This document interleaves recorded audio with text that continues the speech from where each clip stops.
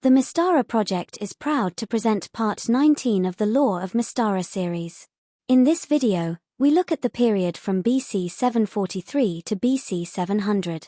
BC 743 marked the beginning of the time of heroes in the hinlands south of the Black Spires.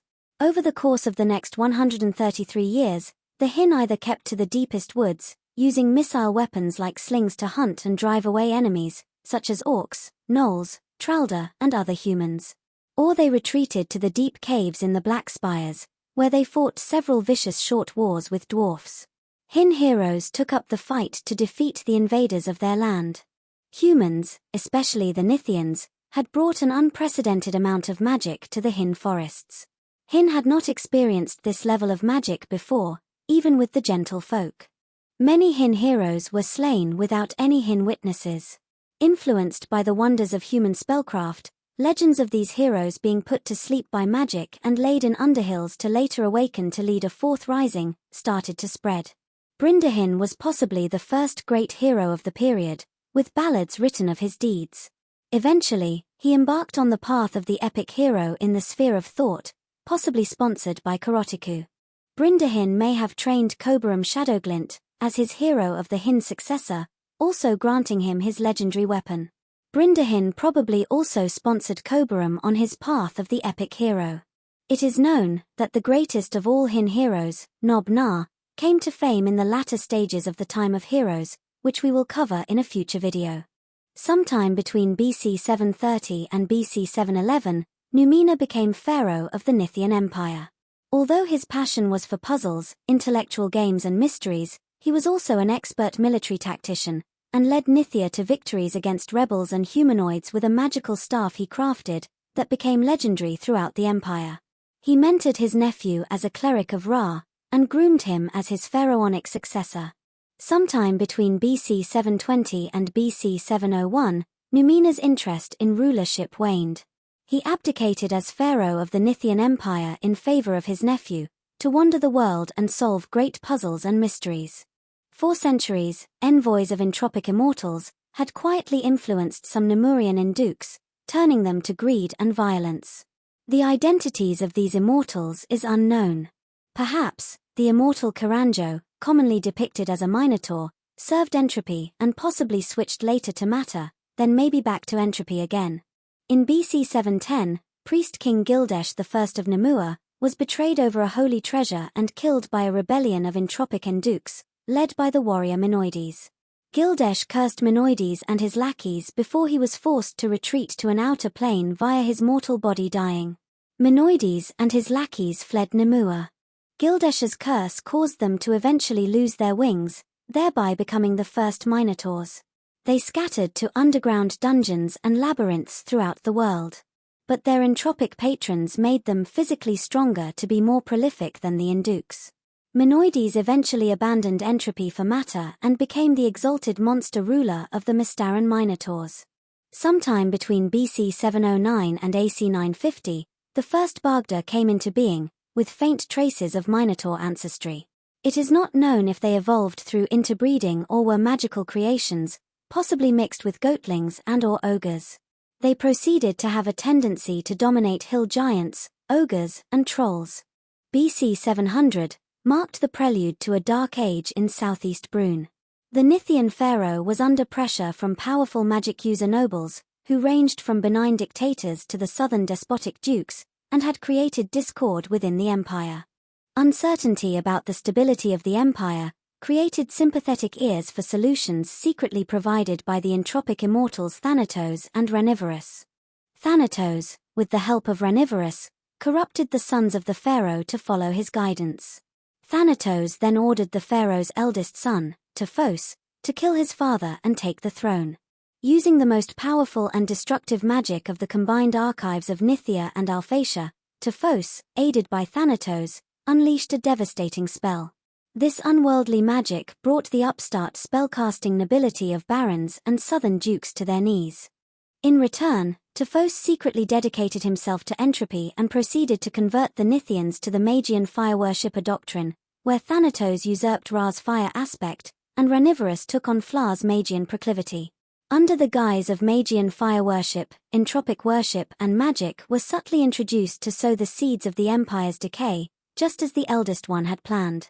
Civil war that would last 2 centuries erupted, killing thousands, turning the rulers insane and razing cities. Horrific magical spells, now mercifully unknown, were cast with wild abandon. Monstrous beasts were unleashed to spew fire and death over miles of countryside. Whole cities burned. Thanatos was pleased. Far removed from the Nithian heartland, Pharaoh Ramenhotep X of Thoshar traveled from his capital, Ediro, to the Temple of the Dawn, at the western end of the Valley of Kings. Every night he had a nightmare sent by the night spider, until one night he awoke screaming Arachne Prime. Instructed by the nightmares, he journeyed north to the city of Aran, where Archathete and Alphax taught him 8-webbed mysticism. In dark rites, he married Archathete, becoming a vampire under her control. After 40 days, he returned to Ediro with his new bride, who he claimed to have rescued from the wilds of Upper Thoshar. He banished worship of Ra and the Magian fire worshippers, replacing them with 8-web mysticism. Mysticism took hold in Thoshar. Their rejection of Thanatos' Magian fire worshipper cult that was spreading through the Nithian Empire was enough to save Thoshar from sharing Nithia's fate. That was despite 8-webbed mysticism also secretly being an entropic cult dedicated to the night spider and her master, Alphax the Dark. A bit of a coup for Alphax against his former mentor, Thanatos. Dosa, the high priest of Ra, fled Ediro. The Nithian civil war accelerated the autonomy of other outlying colonies. The harbour town colonists began to call themselves Minroth traders. Contact with Nithia started to diminish, replaced by trade of rare woods and handicrafts with the Toralai and Tralda. Far removed from the turmoil at home, a westward Nithian exploration fleet discovered a land sparsely inhabited by what appeared to be uncivilized man-scorpions, humans, elves, and a few Tortals. Unsurprisingly, they called this the Savage Coast, and decided to colonize the eastern and central areas. They drove small bands of Soktari man-scorpions far to the west, where they formed into large tribes. Some Oltecs and elves were enslaved. Some Nithians and Oltecs had offspring, less so Nithians and elves. The Nithians largely ignored the rare eastern Savage Coast Tortals. Displaced by the Nithians, some elves of the eastern Savage Coast found settlements in the southeastern and northern Rio Guadiano Valley.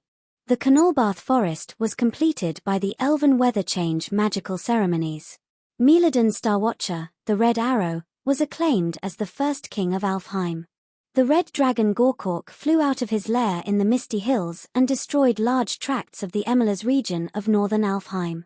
Note that this was supposed to occur in 1000 BC according to Module 02, but Alfheim did not exist then. The Fëdorni, Carelia of the Shining Isle, sent a raven to the Alfheim hero, Galanor Nightflame, to lead him to Gorkork's lair in the Misty Hills north of Alfheim. Galanor rode his charger through the Misty Hills, slaying evil monsters on his journey to Gorkork's lair. Galanor finally tracked Gorkork to his lair. The elven hero skillfully dodged the red dragon's fiery breath attack, protected from fire by his magical gem. Then he countered with his intelligent sword, Scorbane. The blow struck deep into the worm. Gorkork then clawed Galanor, knocking him to the ground. But the big red lost concentration for a second to gloat, thinking the fight all but over. Galanor then hit Gorkork with a lightning bolt spell, shocking the worm. Galanor could barely control Scorbane, as the sword shouted with joy, delivering a deadly blow to Gorkork's neck. Gorkork failed to dislodge the sword with its claws. To Scorbane's delight, Galanor finished the fight by decapitating his enemy. Galanor took the head and continued on slaying the dragon's young, but was severely wounded. Galanor made it back to his horse. Galanor made it back to Alfheim, collapsing on the bank of the Greenflow River. Whilst his followers grieved for him, Carelia suddenly appeared, picked the hero up effortlessly, and placed him in her silver boat. The followers watched as their lord sailed down river toward the moon. At the shattered pillars, Carelia's ship left the river and started heading up to her Shining Isle. On her Shining Isle, Carelia healed Galanor, and invited him to stay with her forever, only returning to the Emelas below, should it be again threatened. With the Canolbarth Forest completed, The good magic point of Dreamland manifests. The fairy court secretly moves here, as the seat of the kingdom of the good people. The elves will not discover Dreamland for at least another 7 centuries. This concludes part 19 of the Lore of Mystara series, covering the early decades of the time of heroes in the 8th century BC.